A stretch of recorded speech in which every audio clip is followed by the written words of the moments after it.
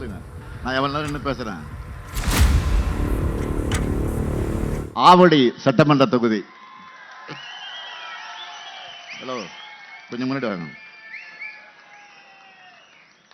ஆவடி சட்டமன்ற தொகுதி. நமது வெல்லும் வேட்பாளர் சாமு நாசர் அவர்கள் இளைஞரணி காலத்திலிருந்து என் கூடவே பயணிக்கிறவர். நம்முடைய திராவிட மாடல் ஆட்சியில சிறுபான்மையின நலத்துக்கும் வெளிநாடு வாழ் தமிழர்களுடைய நலத்துக்கும் பல்வேறு திட்டங்களை உருவாக்கி நம்முடைய ஆட்சிக்கு பெருமை சேர்த்த அமைச்சர்.